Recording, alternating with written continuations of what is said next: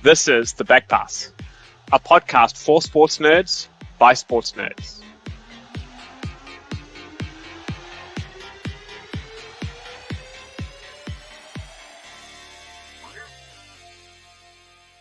This week, we discuss NFL, National Football League. Yep, the Back Pass panel will be visiting America right here on the show. We preview the 2022 season while trying to understand how the sport works.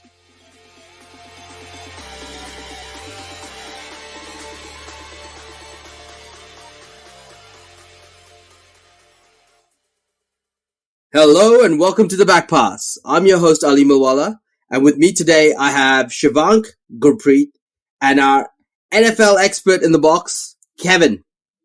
Hello, gents. Hey, how's it going? Hello. Howdy. Kevin, just for this episode, are we calling you Madden?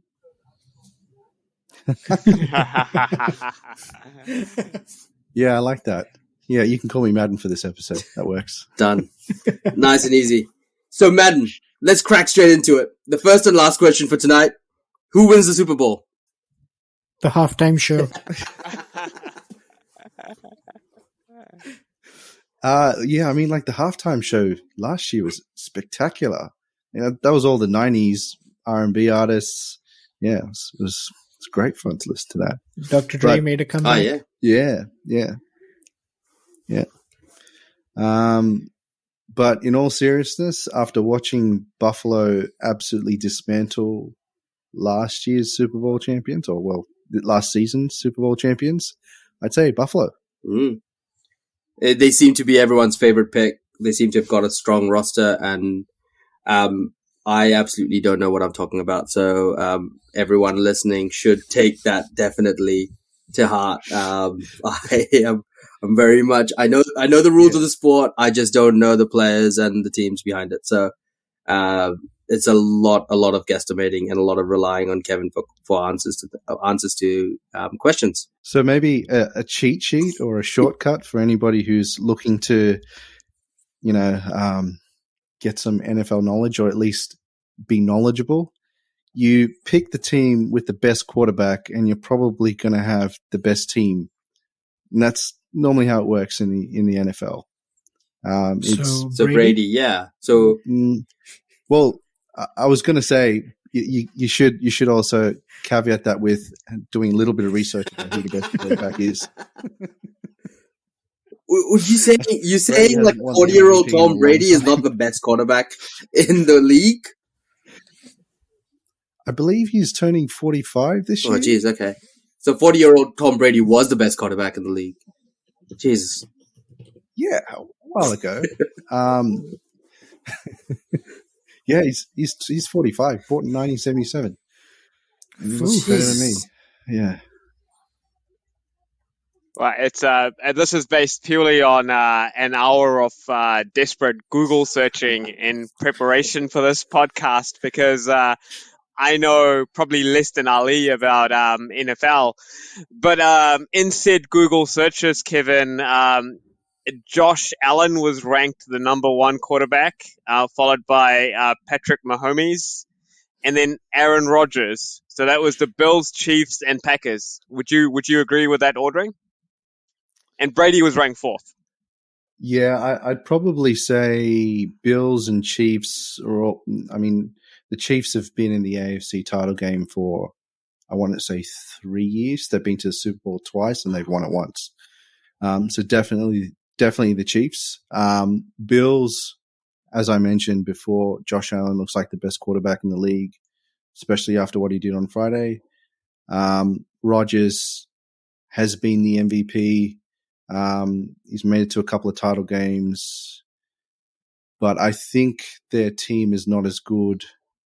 So I probably wouldn't put them in the top 4, maybe top 5.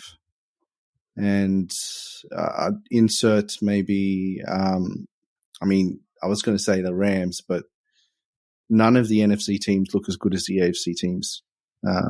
So it could be pretty one-sided once it gets to the Super Bowl this year. But who knows? It's always competitive. Kevin, for our listeners and myself, let's not pretend I'm any smart when it comes to the NFL. I've heard two things over here. The National Conference and the American Conference. Could you explain to us what these are? So I think the way that I described this just before the pod was you would have if you cast your minds back to the 90s and you're a rugby league fan, you would have been around with the Super League and the rugby league conference leagues. They had the same sort of thing in the 60s in the US, and they eventually amalgamated. Now, one of the leagues was called the American League, and the other one was called the National Football League. They merged, became the National Football League, and hence you have the American Conference and the National Conference. That's how they came about. Right. So you'd think that naturally every team in a conference plays against every team in the same conference, and then you have a Super Bowl, the conference winner A versus conference winner B. Like basketball, kind of makes sense, right? Like the NBA. Yeah. Far too That's logical. Far too logical. Talking facts. I mean, look, literally, I needed 3 screens here. I needed 3 monitors to figure out how this playoff thing works, right? Because I was the same as you. I was like, okay, 32 teams, 16 teams per conference, 16 game season, maybe it's going to be fairly logical, but no. Kevin, do you want to shed a little bit of light for our listeners around how this fixture scheduling is done? Because 3 monitors worth of diagrams and I still couldn't figure it out. Okay. I'm going to try and explain this in a way that makes a little bit of sense to the general public. So the NFL is based on rivalries. And so the best way to generate rivalries is have the same teams play each other and also have them fight out what would be their ticket to get to the postseason, right? So each of the conferences has 4 divisions. The 4 divisions have 4 teams in each division. Makes sense so far. They play each other twice. One home, one away. Yeah. So far, so good. So that takes, if you do your math, 8 games to be able to do that, right? Because you have 4 in each. So that cuts out about half of the games that are available. Now, the problem with that is that then you can't play every other team once. So now you have to have another way to generate the schedule. And what they've basically done is gone with an approach where randomly they choose between conferences. So they'll go, this year NFC East will play AFC West. Okay. And they play each other once.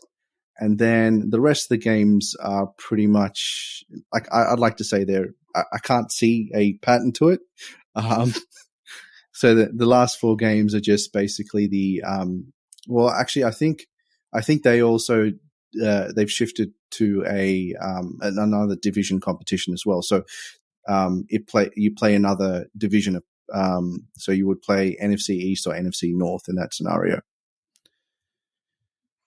And I guess, Kevin, it's this bit that made me feel a little bit uneasy about the postseason. Because effectively you've got this format where you've got the 6 games with the other teams in your division, and then you've essentially got 10 games which are somewhat random. So effectively what happens as a result of this is when you go into your postseason, you've got 6 teams from each conference, the 4 division winners, and then you've got 2 wildcard spots going to the teams with the best win-loss record. And I couldn't help but think that the randomness of the fixture scheduling would very much dictate who those wildcard slots go to. Would you agree? Very much so. Yes, very, very much so.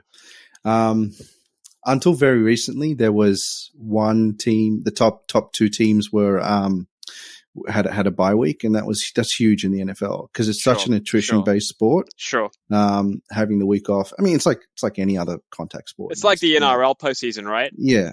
Yeah. So having that week off makes a huge difference. So the best example is still the Patriots.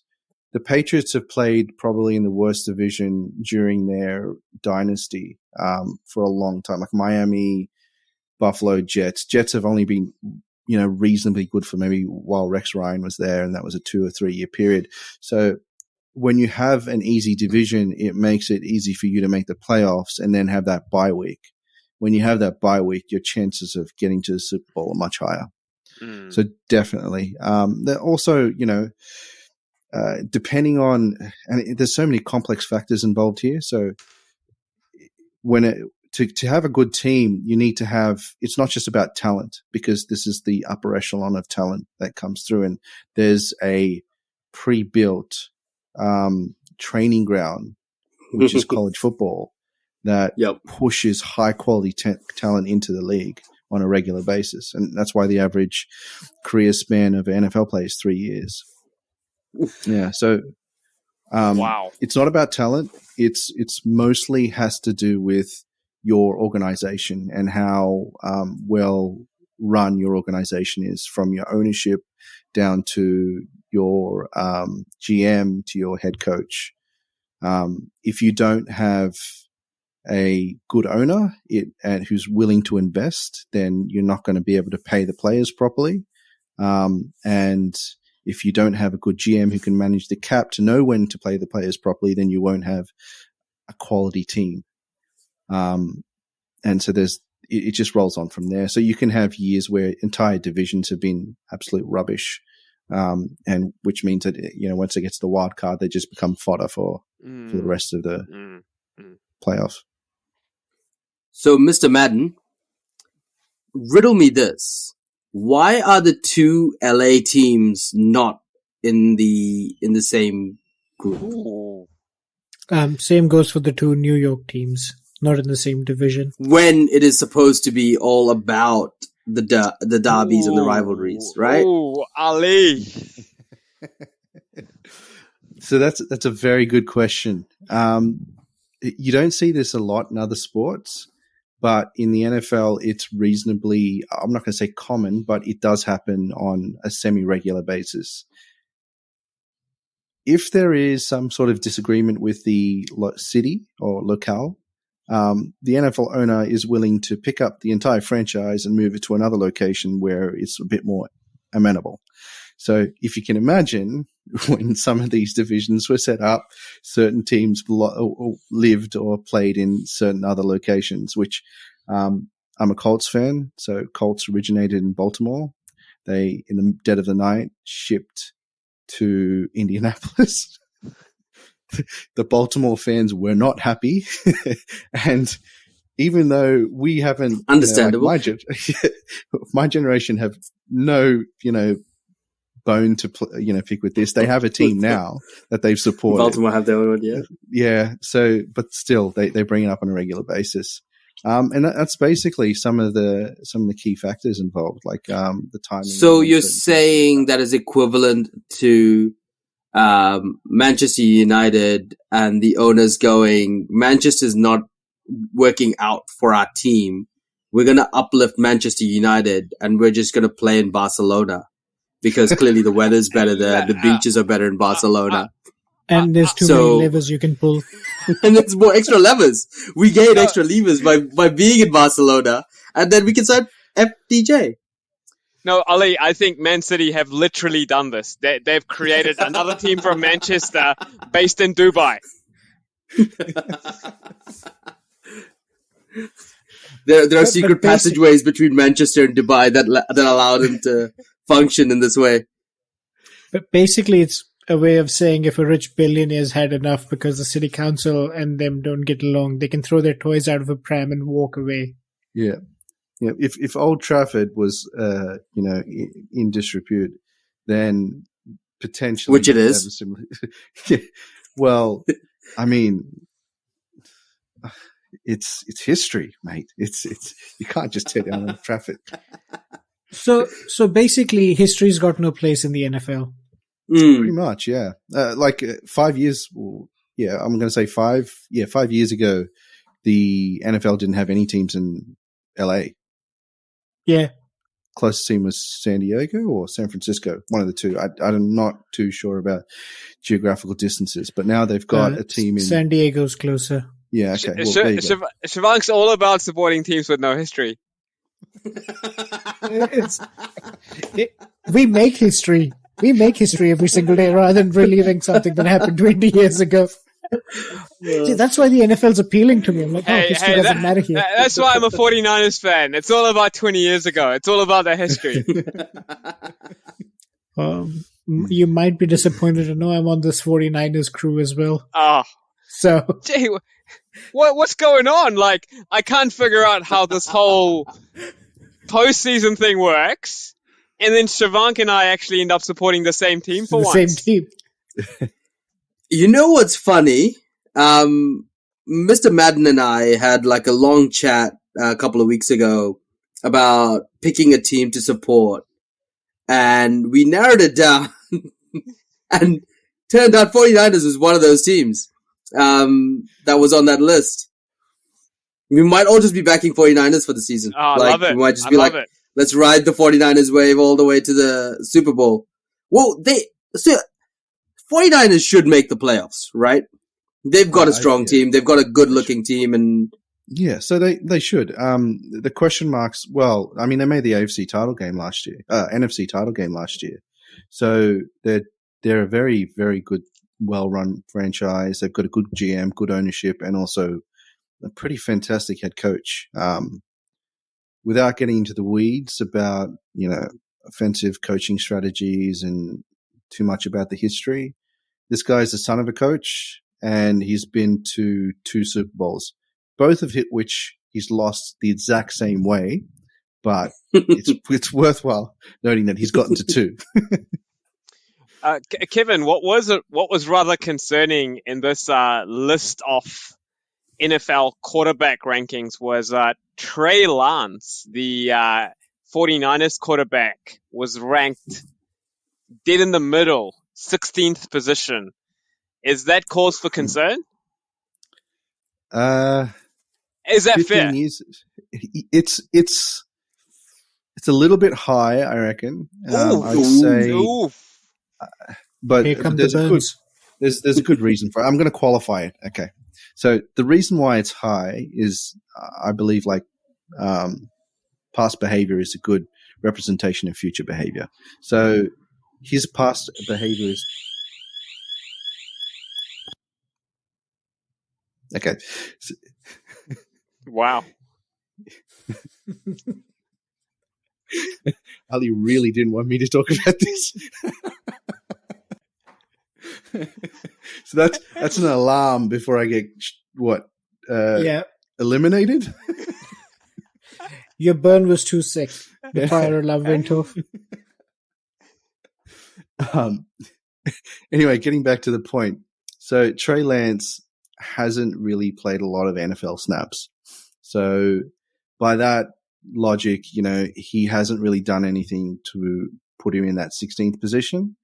I'd probably keep him as maybe unranked or maybe bottom 16 or somewhere like that, and leave it at that. But he's got a lot of talent. He's a good, tall, big, mobile with a strong arm athlete. For all intents and purposes, I believe he's got a good head on his shoulders, and so he should perform reasonably well. The other thing I'd say is that 16th is not, maybe 10 years ago would have been pretty average. Nowadays, it's not. The quality of quarterback talent has gone up in the last 3 or 4 years. Sure. And actually on this, Kevin, for our listeners, would you just mind and boiling it right down to basics, but just talking about why the quarterback is so important?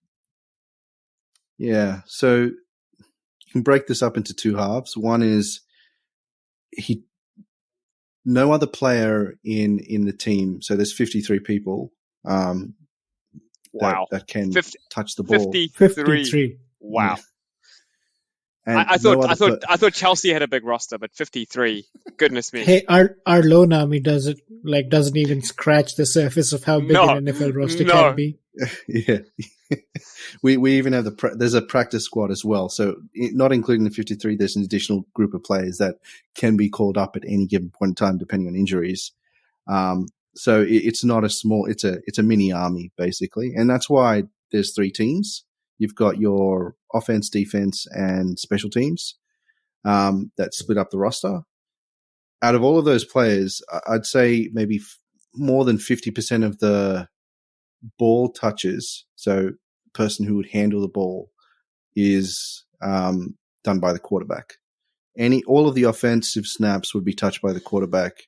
The quarterback would also distribute the ball as well. So if you have a running play, the quarterback's the one who takes it from the center and then gives it to the running back in most cases. If you have a passing play, he's the one who would throw it to the wide receivers or the tight end or the running backs out of the backfield. So I guess so. In rugby terms, and I was trying to compare it to. So in Union, we have the halfback and the fly half. The quarterback isn't actually either of those. He's both, right? He is the halfback and the fly half in one. Yeah, he's pretty much, exactly. That's exactly what he is. And on top of that, he's also the modern day quarterback, especially when we're talking about that upper echelon of players. So we say maybe 14 to 1, you would have this role called the field general. It was pretty much developed over time, but I think the key man who's responsible for it was a bloke called Peyton Manning. I don't know if you've heard of him. Sure. Pretty special player. Yeah. Yep. And like in no other sport, he is a coach on the field who knows the playbook well enough that the position of where the players come out and stand is given to him by the offensive coordinator, the play caller, but then he dictates everything else. And that field general position it's make or break. It manages the clock because from a timing standpoint, how long you hold the ball, knowing when to change the tempo to tire defenders out, and knowing when to hold the ball so that you can keep your defensive team fresh. Things like that are so important to how the game is actually played and won. The quarterback is in charge of most of that in the field general role. Mm-hmm.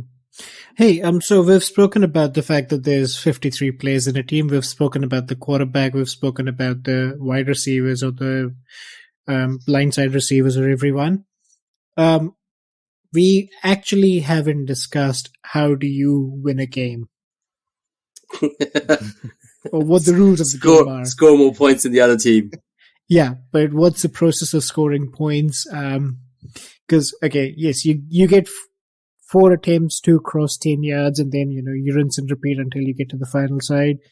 That's the very basic that I understand, Kevin. But are there more rules that our audience should be familiar with? To watch the game just as a spectator, I think that's probably the first step. Step 2 is then understanding the different types of plays that are involved with getting to getting further down the pitch. So similar to rugby and league, it is a game where you take the ball to the other end of the field and get the ball into a designated space at the end called the end zone or, try line, similar sort of concepts there. In NFL, you break the plane. So you take the ball past the plane, this invisible line, or two-dimensional just wall. Over the line in any way. Over the line, yeah. You just have to break it. You don't actually have to go technically over it. And as long as the ball is across it, then you score what is 6 points. Then you have your extra point, which is the same as like a field goal or a goal kick. 1 point there. But you can also take a 2-point shot. Or a 3-point shot, the equivalent to a penalty goal in rugby and rugby league. If you feel like you have a kicker that can kick it through the posts, and you have a available down. So typically what happens is if you have a choice once you get to 4th down, so after your 3 attempts, whether to punt the ball, whether to kick a field goal, or to try and go for an additional attempt at breaking the 10 yards. The 10-yard gain. So that line, once you break it, it resets, and therefore you go forward. But if you do go for the 4th down play and trying to break that line for 10 yards, but you don't make it, you hand the ball over immediately, which is often, from a tactical standpoint, not a good idea. You have to be really confident that you can actually do it. It's kind of like league when it works like that, right? Like it's like you have to kick on the last tackle, otherwise exactly the same. Yeah. Otherwise, you're stuck with the ball at the halfway, and the other team gets to have a shot. Yeah. Kevin, just building from what Siobhan was saying, so the objective of the game is to cross 10 yards and eventually to score a touchdown. One of the things that I found really fascinating was we all, massive football and league and union fans, and these sports are a lot about the transition, effectively the transition is where attack turns into defense, right? Or defense turns into attack, and you've got this counter-attack going on. But in NFL, you've literally got 11 other players coming on to defend, right? And for most of the last 20 minutes, we've spoken about how important the quarterback is, but the quarterback is important to the offensive part of the game, right? So when that defensive team comes on, who is calling the shots on the field, right? So your Tom Brady or your Trey Lance have gone off, and the defensive guys have come on. Who is calling the shots at that point to stop the other team from scoring? I love how Gurpreet just put Tom Brady, Trey Lance in the same bracket as Tom Brady. Well, those are the only 2 names I know, Ali. So,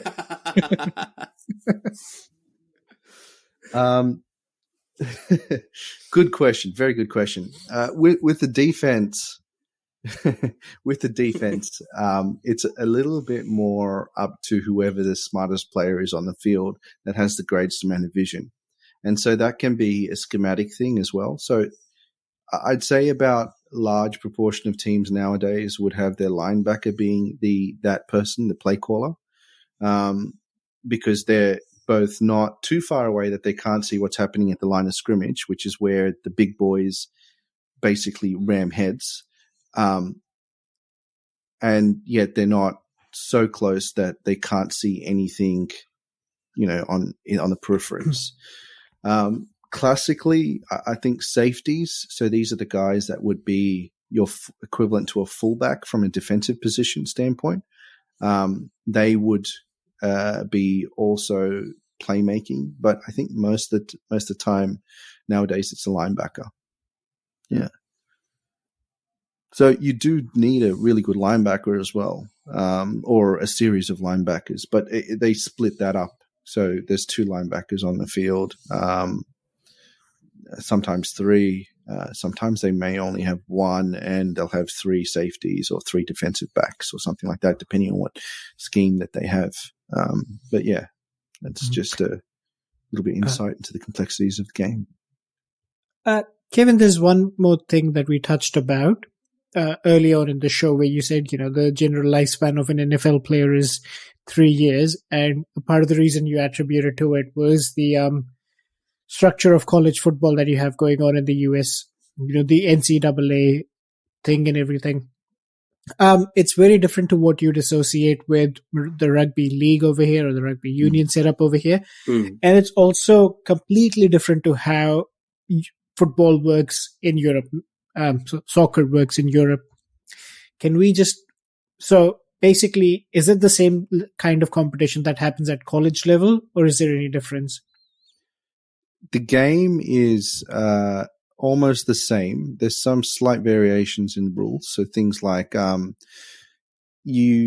complete a pass and stay in bounds, you have to do you need only 1 foot, whereas in the professional game, as I'm going to call it, you need both feet. Also, in the professional game, if you get for instance, if you fall to the ground, like you just slip over, the game doesn't stop. You can get back up and start running again. In the college game, you can't. So that's things that they've done to preserve to reduce the number of contacts. There's some other changes in the rules that I won't get into. They're more complicated to explain and would bore most of our listeners to no end. The last one, obviously, is the width of the field. It's slightly bigger, and the shape of the ball is different as well. Okay, that's Interesting. So the shape of there's a good reason for that, and that's because there's younger athletes being involved. So the hand size is what dictates that. Yeah. In terms of a structure, there is no structure in college football. There's no, basically, as I like to describe it, a whole bunch of lads get into a room at the end of a college season and just go, who are the teams that look the best? And we're going to pick 4 of them, and they'll play in the college football playoffs. So terms like style points get called in, get used a lot when describing how certain teams have made it. It's a little bit more fairer now because a lot more teams define get fairer. Define fair. Yeah. Well, that's an interesting point. Thank you for raising the issue, because there's not a lot of fair things about the college game. But I was about to come on to one of them. There was a nice segue planned. Okay, perfect. So just before I hand that over to you, Shivank, there was a time period in which not every college football game got televised, which meant that if it didn't get televised, nobody saw it. They only saw the box score. So if you can imagine a whole bunch of lads sitting in a room talking about style points for a particular game that they've never watched. Not sure how fair that is. Speaking of fairness and things being televised, another consequence of things being televised is all of a sudden your college football players are a lot more recognizable, and their names, image, and likeness are a lot more prominent now than they were in the past. And this has become a huge thing in college football in the US, where, there are colleges that are making millions of dollars off these athletes or young prospect athletes, and the coaches are being paid in the millions. But my simple understanding is the players aren't getting a fair share of the bargain, and it's erupted into this entire mess called the N.I.L. stuff. Can you talk about that a bit for our general listener? Yeah, so let's take a step back. So it is an amateur sport for all intents and purposes for the longest period of time. We've spoken about amateur sports before and how they get set up. Often in those scenarios, the league doesn't have a lot of money. But the one thing about college football is that it is really the only gateway, the true gateway to get to the professional game. Whereas when we talk about amateur sports, if there is a professional version, there are a multitude of methods of getting there.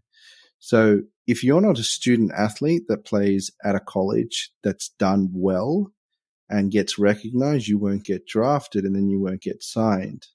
And if you don't get signed and drafted, in the best case scenario, you're probably not going to make it onto an NFL roster. The second part to that is that the higher you get drafted, the better chance that you have to stay on the team to get your first big paycheck. So in the NFL, rookies are on a rookie contract. They get, the higher your drafting is, the more money you get paid. If you don't make it to your second contract, you're on your rookie deal. It's still a lot of money, but it's far short from the tens of millions of dollars that you can make. And then the socioeconomic situation has changed quite a lot. So a lot of these guys are African American athletes, minority groups who come from impoverished neighborhoods, don't have a lot of money. They play the college game to get to the professional league to make a bit of money that way, because that's probably the only thing that they're good at. They don't get paid in college. They injure themselves and they'll never make it to the professional league. And that's really what it comes down to. You have these multi-billion-dollar amateur game, which most of the money goes to the colleges and the coaches, and the colleges invest all of their money into facilities. There is a flip side to this, that a lot of American athletes outside of football and basketball and baseball will make comment about, and that's the money that's not going into paying these players goes into funding the other sports. And it's an argument that is kind of justified, because if you think about it, the US, even though it's got 200 plus million people, still has, from a Olympic standpoint, talented athletes coming out of there.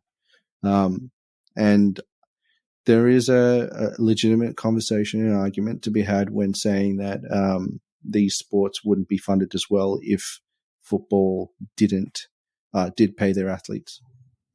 Right. Okay. So there's a lot of gray area over here, but then it gets weirder as well as you dig into this deeper. Like, I get the entire angle about college football subsidizing all the other sports and actually having programs that allow athletes to flourish in other ways. But surely your coach is getting paid $5 million a year. It's a bit absurd for a sport that is still classified as amateur. Yeah. And especially that as well, at that level, and the amount of the facilities. Like, if it was just like, that's a nice stadium. Like, pretty much every single one of the college football stadiums is better than Eden Park. It's larger. It's better than Eden Park. Yeah. Every single one of those colleges. Right? As disheartening as that comparison is. And that's the national stadium of a country, of a World Cup sport dominating team. And it's not as good as a college stadium. Yeah. Yeah. I mean, the most stark example of this was, I think this is going back 3 or 4 years when United played Real Madrid at Michigan Stadium. That had a sellout crowd of 109,000. My aunt actually went to that game, and I asked her, like, which NFL team plays at Michigan Stadium? And she was like, no NFL team plays there. University. It's a college stadium. I was like, 109,000. Yeah. Yep. I mean, that is exactly what you're saying, Ali, right? That is 3 times Eden Park, right? Exactly. It's like, what are we going to do with this extra 10 million we have over the next 5 years? Just build a bigger stadium. Just build it better. I was going to say, one thing that I would say about like the college football game that's very different from that any other amateur sport is the investment from the local population in the college team's success is huge. It's a cultural thing. Like, I mean, what university you studied doesn't really make much of a difference for most of us who live in Australia and New Zealand. But for Americans, it's a huge part of who they are. And that also results in some crazy stuff happening. Like, I've heard stories about, boulevards where trees have been around for 100 years that have been, the entrances to these, schools or these universities being poisoned because they lost against another team, or they beat another team too badly, and this guy just wanted to get revenge. So there's stuff like that sort of, I mean, it's almost football hooliganism at the amateur level. You hear about this kind of stuff at Man U and, EPL, and we talk about toxic fans and things like that. But yeah, it's the same sort of thing that happens at the. You could have just said Liverpool fans, right? I was trying very hard not to. Trying very hard. I mean, you use the word toxic, right? So, it's pretty much a synonym. But to your point, Kevin, even last night, I think with Notre Dame's game, what happened at the end is very much what you've described with how the streets have been after that result. Mm. Notre Dame, I'm going to pronounce it properly, is one of the better footballing and more historically known college football teams. They're currently sitting in a 0-2, and they lost against, I want to say, the Stampeding Herd.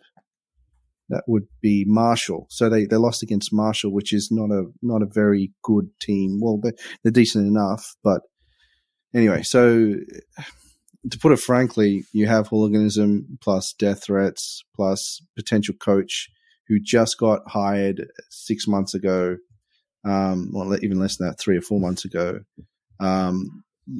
getting racial abuse and stuff like that. So it's not an ideal situation for them at the moment.